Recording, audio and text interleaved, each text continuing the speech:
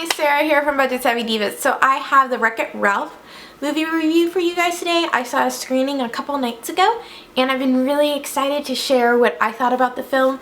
I will right out say that it is probably my favorite film of the year, and I'm going to be seeing it this weekend. I'm taking my parents to go see it because I loved it so much, and I have to see it again. It's one of those films that I know I missed something. Like, I could just see the writers of the film, like, they had such a good time with it. There's so many little nuances in the film and little, like, jokes and references to arcade games that, you know I missed. So it's going to be really great to see it again. So, just kind of I have little notes to share with you guys on what I thought. So, basically, it's about 96 minutes long, and there is a short before it, which I know that there was going to be a short, but I didn't know I was going to love it so much. It's called Paperman, and what I love with Disney shorts is, you know, there's no real words spoken, and it's accompanied with music, and it's this, you know, kind of 1940s love story of this couple that meets and how a piece of paper brings them back together. And it is just, you know, it's a couple minutes long, and I loved it, and it's beautiful, and it's something that I can't wait to watch again. It's very touching and heartfelt. So that's the short before the movie, and then the movie itself is something that I knew was in the works for a while now, and I've been super excited to see it, and I knew it was going to be wonderful, and it was everything and more. So picture an arcade, and one of the games is called Fix-It Felix Jr. And it's not a real game, but, and I'll put the link below. I mean, I love this movie. So I went on Google and I put Fix-It Felix Jr.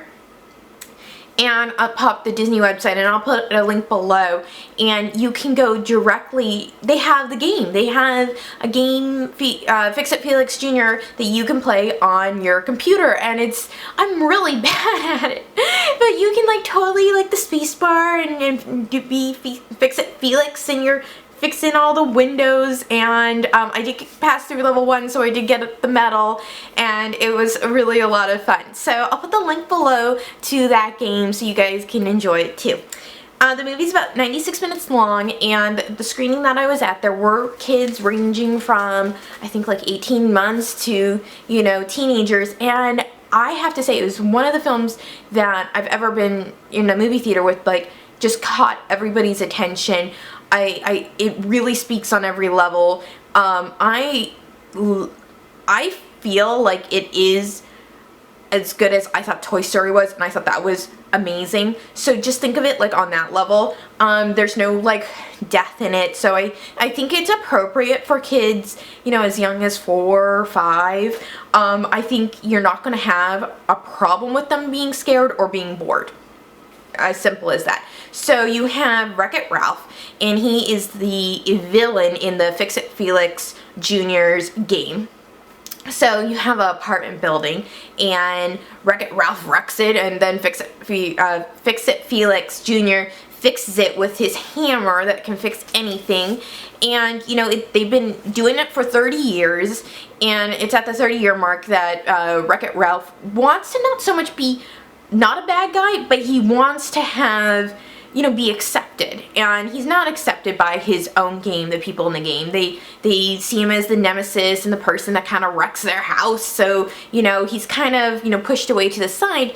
And so what they say kind of is, like, you know, he wants to win a medal, and that medal symbolizes, you know, being accepted, being, you know, saying that you are a good person, you know, kind of give him some accolades, and that's all he wants. So what I love about this movie is, so how everything's connected is, you know, how arcade games are kind of individual. Well, they all go into like a surge protector, you know, the surge thing. And so that's kind of like the metro station. So you go on a little train and it's like it's going down the power cord, and then you get to the surge protector, and then you can go to different games. So I think that's really cool, and I love that they use Sonic the Hedgehog as kind of like an ad sort of thing, saying, you know, like if you die in your own game, that's cool, but if you die in another game, you know, you die in real life. And that's a great way, I think, to explain to the audience what's going on. They had so much ground to cover in this movie, and they did a great job with it to have everybody on the same page. So he decides to go into hero's duty to win the medal, because there's a medal at the end of the game, and that's a huge no-no. You're not supposed to play another game, you know, if you're not part of that game. And that's where you get meet Jane Lynch, who was phenomenal in it. Her name is Sergeant Calhoun, and their job is to kill the cybugs.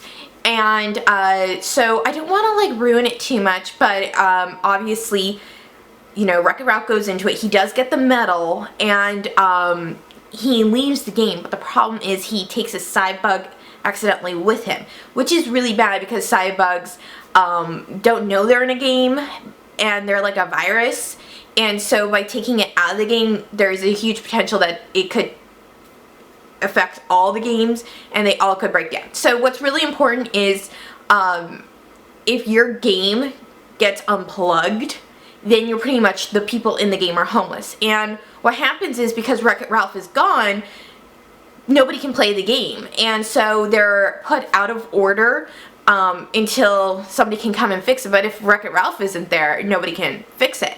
So they're really worried, the people in the Wreck-It Ralph game are really worried that they're going to get unplugged and be homeless. So Fix-It Felix decides to go after him. And Wreck-It Ralph, going away from the Hero's Duty game, goes into Sugar Rush. And that's where you spend a good part of the film, is in Sugar Rush. And Sugar Rush is a racing game, and the whole world's made out of candy. And I think this was a really smart idea from Disney to do, because it really brings in like kids to, like, who doesn't want to look at candy? And they were so cute with the ideas of everything. Of at one point, Fix-It Felix gets stuck in Nesquik sand. Get it? Nesquik. Like it's quicksand, but it's Nesquik. There you go. So that's like one example of the really cute kind of play on words and ideas that are in the movie. And so I won't go too much more into it, but Wreck-It Ralph meets Sarah Silverman's character, who is Van Sweets. I don't know if I'm saying it correctly. I kept on hearing in the movie, I'm like, okay, Van Sweets, whatever. She's a cute little 9-year-old girl, and she is not accepted because she's a glitch. Basically, you know, she wasn't supposed to be part of the game, or was she? That's the big question mark, and they figured that one out. But regardless, she's kind of an outcast too, so they kind of band together, and so it's a lot of action, it's a lot of fun. I would say, is it a movie you need to see in 3D? I thought the 3D effects were spectacular, especially to really see what was the whole world.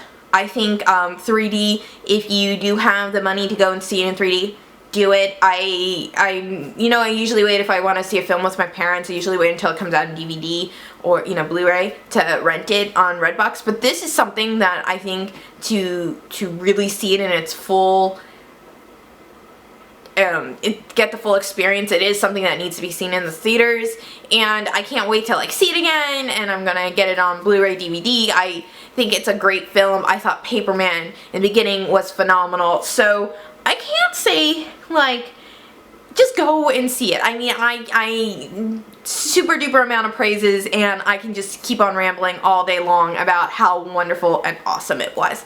So again, Wreck-It Ralph is opening up on the 2nd, on Friday, so that's tomorrow. And if you see it, let me know. If you're going to see it, let me know. Again, the link to the game is down below, and bye until next time.